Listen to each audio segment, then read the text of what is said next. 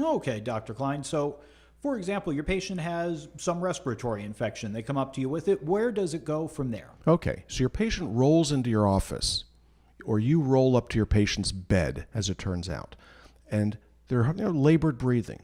You can hear the secretions. They're coughing. They may not be able to cough, but you know you have a problem. Your clinical skills are such that you know there's something going on. And odds are, okay, you have an elderly person in bed, it's likely to be a urinary tract infection. They all have urinary tract infections. They got a Foley in place. Yeah, they're going to have a urinary tract infection, but what's keeping them from breathing?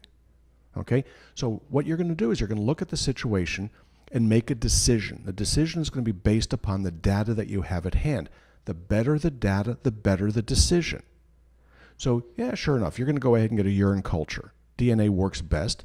If you're not used to doing that, a culture might give you some benefit. But by the time you get the data back, that person could be dead. They're already a statistic, a reportable statistic in your facility. You have an infection. There's a protocol you're supposed to follow. You write the protocol, you follow the protocol, but one way or the other, you are a victim of your protocol. Part of the problem here, okay, is not knowing exactly what is going on. Now, you can be doing standard of care easily enough and muddling your way through it, and most of the patients will do fine. Some won't.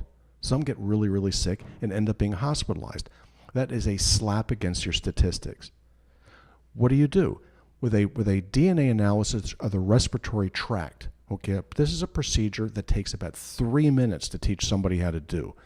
It's opening up a special sample. You click the seal, open it up, swab the nose. You don't have to shove it down their throat. You don't have to hit a trach. If you have a trach, it's better, but you don't have to. Swipe and go. Pop it in the container, and off it goes to the lab. And within a matter of a dozen or so hours, could be 12, could be 24, could be 28, 36, depending upon the distance from the lab, you're going to have an answer to your question. What is the bug?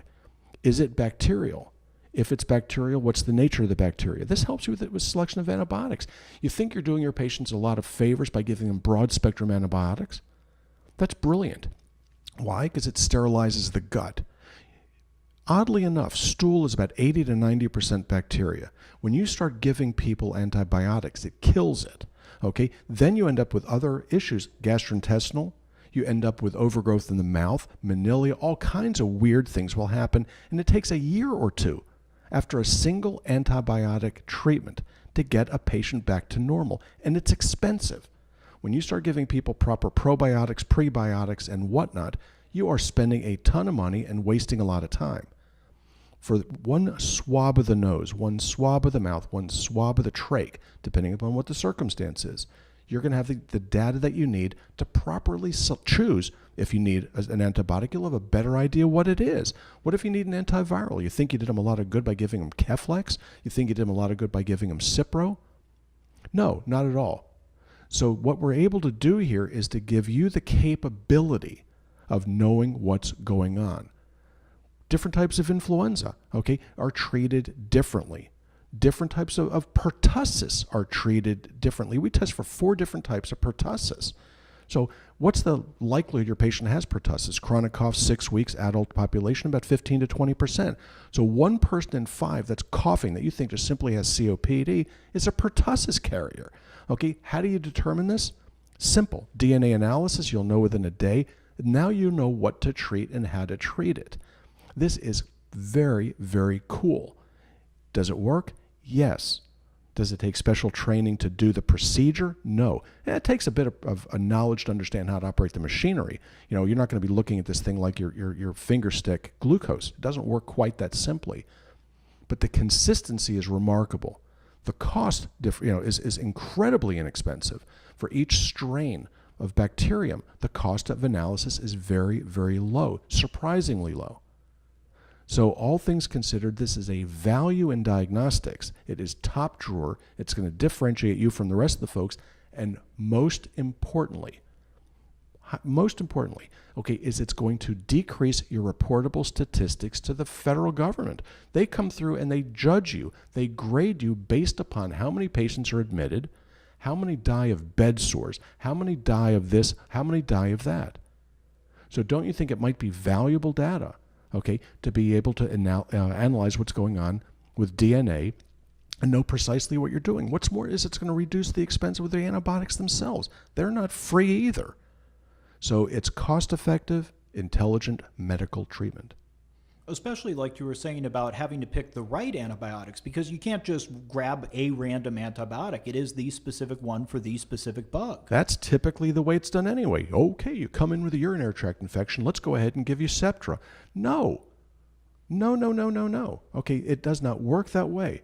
People come in with respiratory infections, so what are you going to do? Give them a Z-Pack? That's what's making people sick. Like it or not, what we have done, knowingly or unknowingly, has made people ill for decades. This is now not necessary. Before you had this type of capability, that was the best you could do. Knowing that there's a change, knowing that there's a better way to do it, if you continue to do it any other way, that is a crying shame. That's what's really impressive, is the refinement of it. So it's no longer just going after everything in the drawer. You're looking for the one specific bug that is the problem and being able to take care of that before it flares up and spreads throughout the area. Yeah, I mean, so it's not even looking for the bug, but ruling out the bad ones. Okay, so if somebody comes in with a true influenza infection, you need to go after it, and you may need to go after the people around them. Somebody comes in with rhinovirus.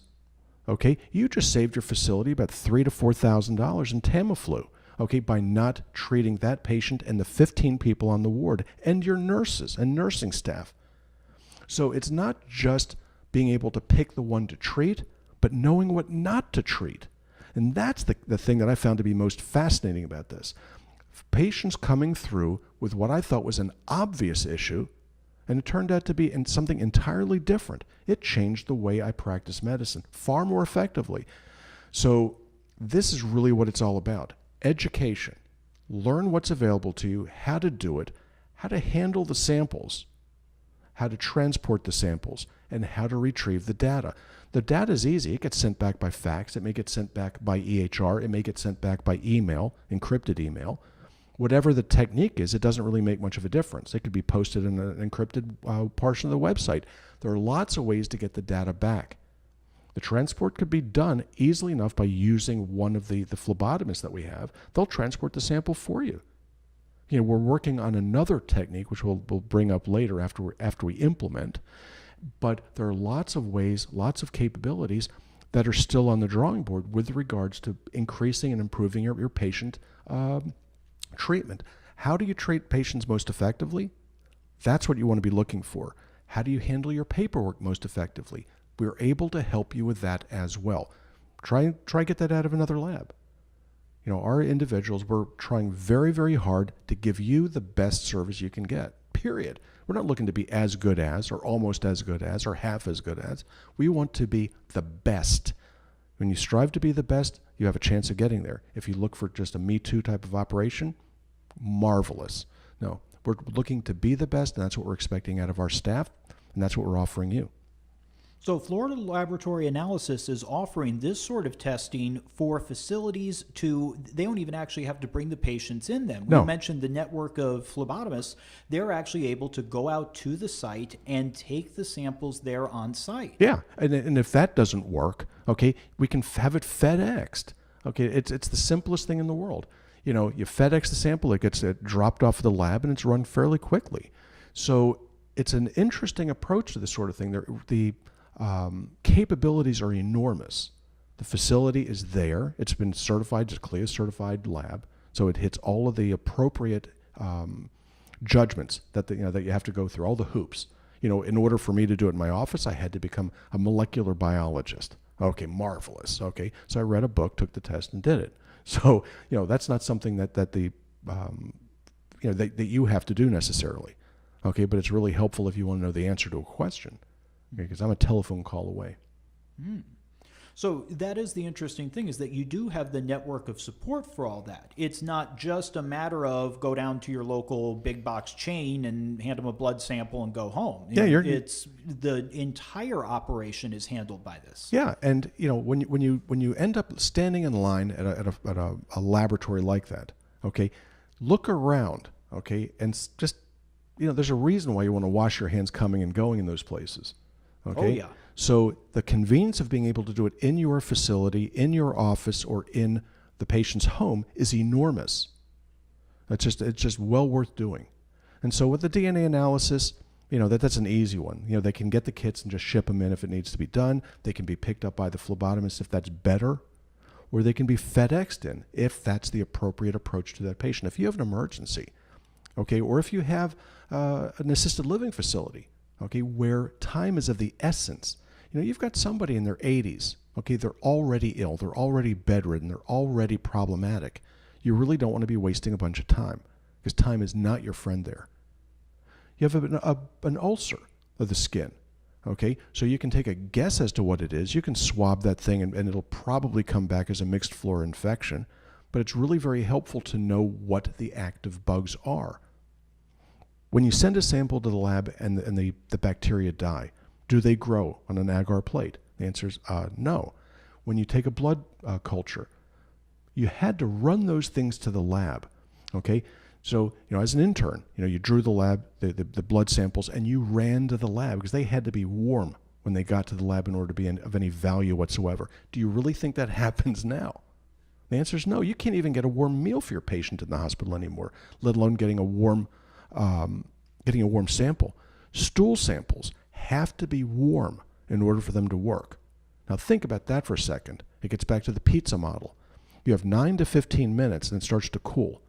With DNA analysis, the bacteria can be live or dead. It doesn't make any difference. The DNA is what it is, and you're looking for it quantitatively. So you can find it qualitatively. You'll know that it's in there. But is it enough to document an infection? And that's what this thing does. It's very, very interesting. The data that you get is enormously valuable, and it's improving monthly almost. It seems every month or two, a new strain or a new bacterium is now detectable by DNA analysis. That is what FLA does. That's what they do for my practice, and that's what I think they can do for you.